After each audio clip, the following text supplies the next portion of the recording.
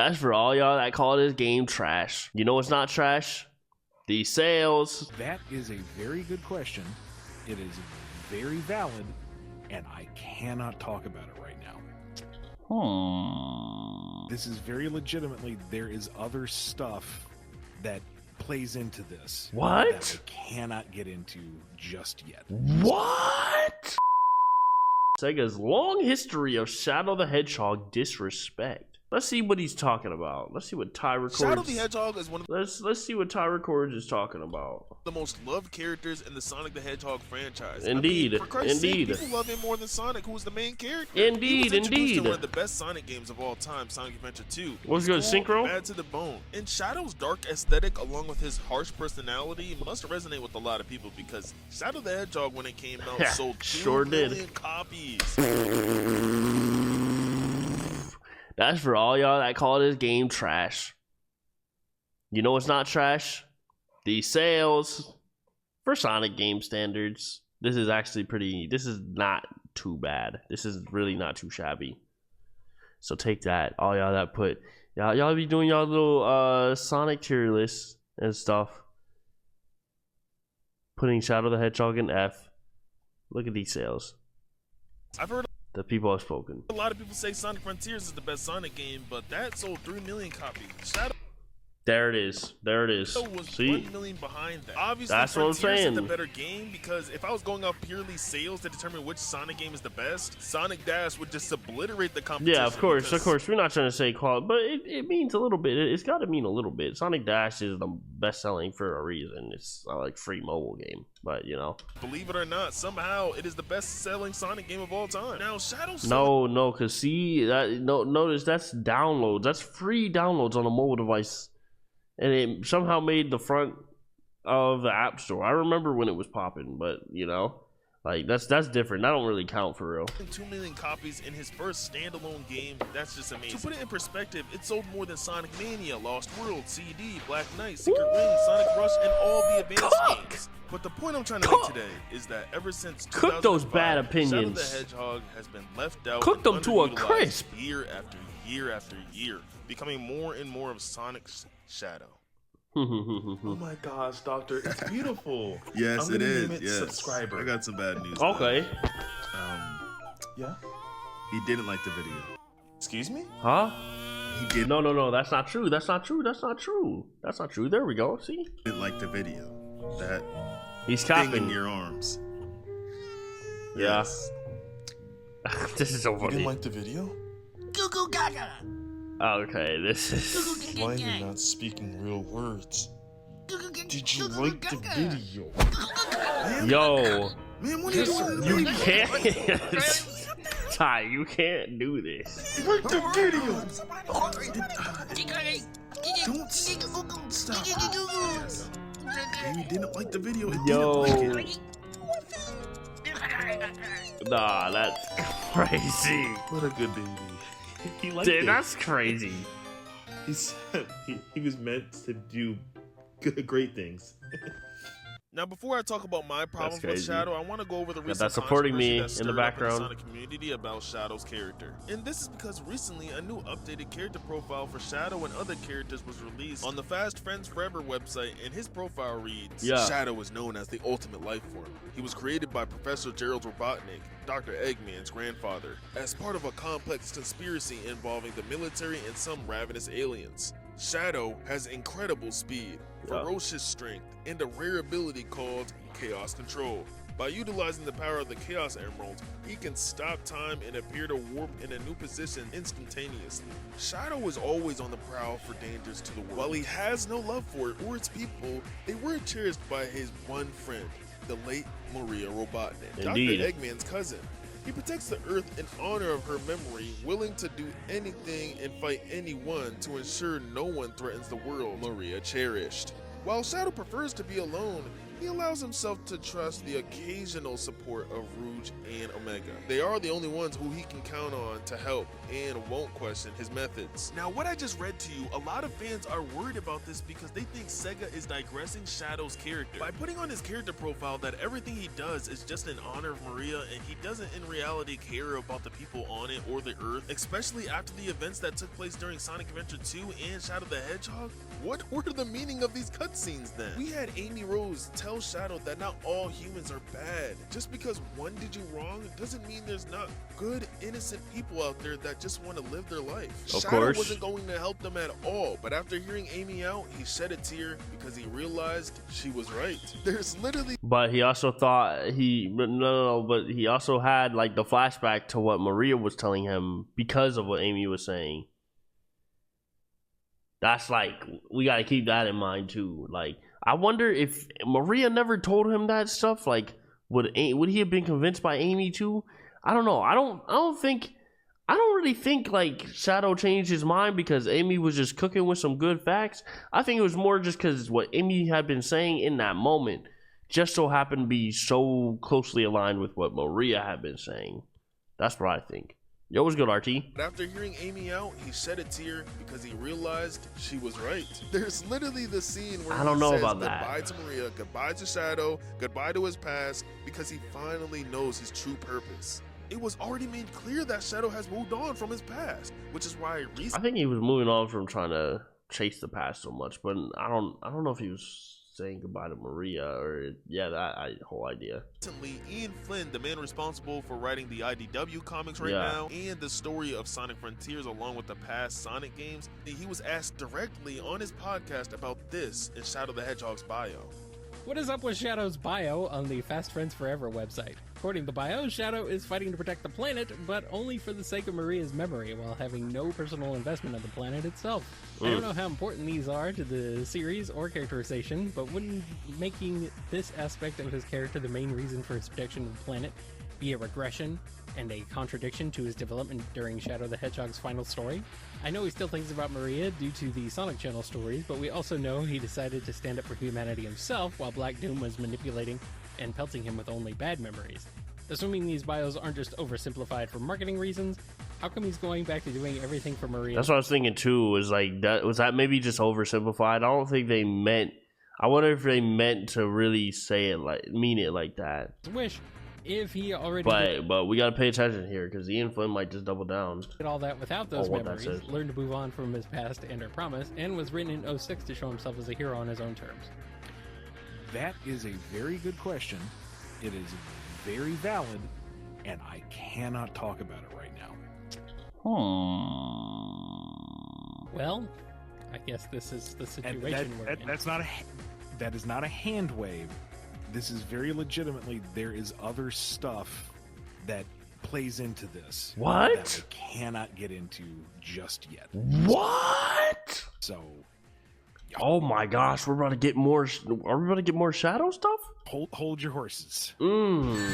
So yes, he was asked about Shadow's bio and how No, that's a good thing though. No, because he basically said that was not like he said like there's more to it. Like that wasn't just like an oversimplification. He's saying they were very intentional with what they said, and we about to find out why soon enough. how What? it's kind of contradicting Shadow's development. And Ian's response was, yes, he's back to coping, and there's a reason why, and we'll find out in the future. If you were to ask me, I think Yo. Ian's hinting towards a new character development for Shadow. Again, Shadow has no friends, and yes, he does occasionally team up with Sonic and others, but he doesn't consider them his friends and doesn't want to hang out with those happy, fun losers. He just wants to go beat people up, which is, I guess, one reason why he's not in a lot of Sonic games. So I think they're probably going to try to have him warm up to a small group of people. Let's not forget, Blaze was just like Shadow. She didn't want friends, didn't need help on everything. She just always wanted to do everything by herself.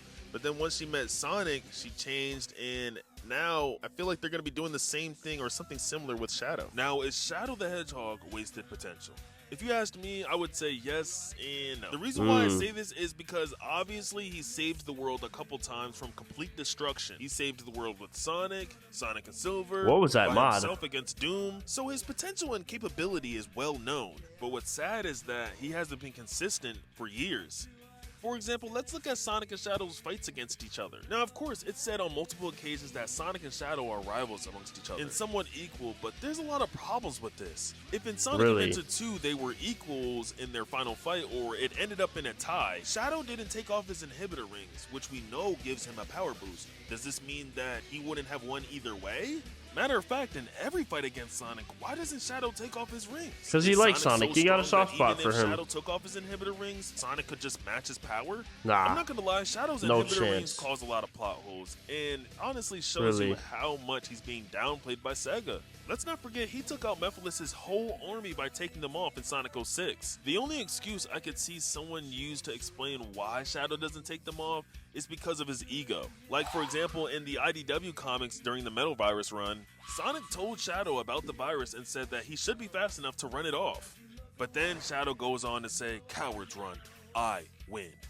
You gotta think about it. It's a flex bodying someone in your base form. I understand why he may not always want to take the inhibitor rings off. Man, if you don't get your skoogly doodly.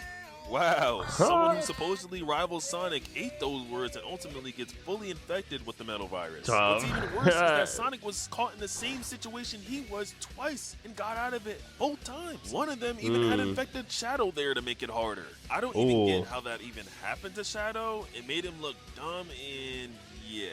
Looking at him in Sonic Generations, it kinda annoys me because he was just sidelined as a cheerleader. And you got this, Sonic. Yeah, that was NL. Considering how strong he is, I can't believe this was given the okay. Like, after getting beat up by Sonic for a Chaos Emerald, you would think that he would tag along with Sonic to stop Eggman. But no, he sits and waits for modern and classic Sonic to finish the job. I'm sorry, stands there. I know that Tails said that the Sonics are running so fast they're able to restore time and space, but what about Shadow? Shouldn't he be able to do the same? I'm pretty But Generations was not about Shadow. sure he's They just had to, they just had to throw him in there somehow. But that's really what it was. Generations was about classic and modern Sonic, but having Shadow in there from a game logic standpoint, well, yes, a lore standpoint, it makes sense. It'll make sense from in terms of the focus of the game. Way faster than classic Sonic, who's just a younger Sonic. Standing there while your whole timeline's being tampered with is not something Shadow's character does, and it doesn't sit right with me. We definitely got robbed seeing Shadow, Blaze, Silver, Knuckles, and Tails go super to save the day, with both Sonics knocked down on the ground. Shadow was just spectating, by the way. Now, I know someone might say, but he doesn't like teaming.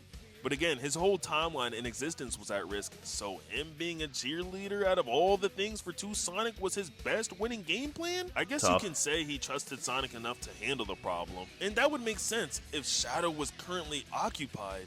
But no, he was just standing there the whole time. This was not Shadow's character. In his profile, maybe if it looked like Sonic and classic Sonic was getting bodied, maybe he would have stepped in. It even says it. Shadow was always on the prowl for danger to the world, willing to do anything, fight anyone to ensure nothing threatens the world Maria cherished.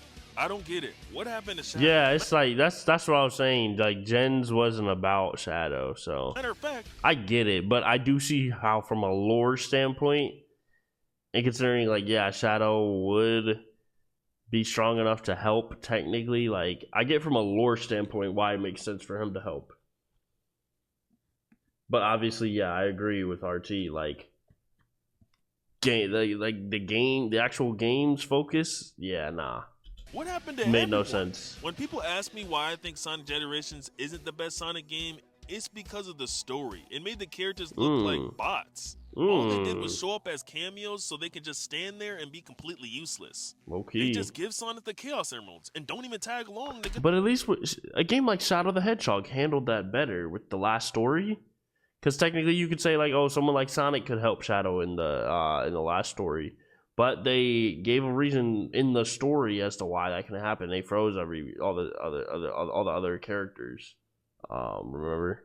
But yeah. Get the job done faster. Blaze, Sonic, Silver, and Shadow can all keep up with each other. So again, wow. I think Gen should have came up with a way where like Shadow. I think they should have given some kind of reason where Shadow couldn't help, instead of just have him sitting in the background.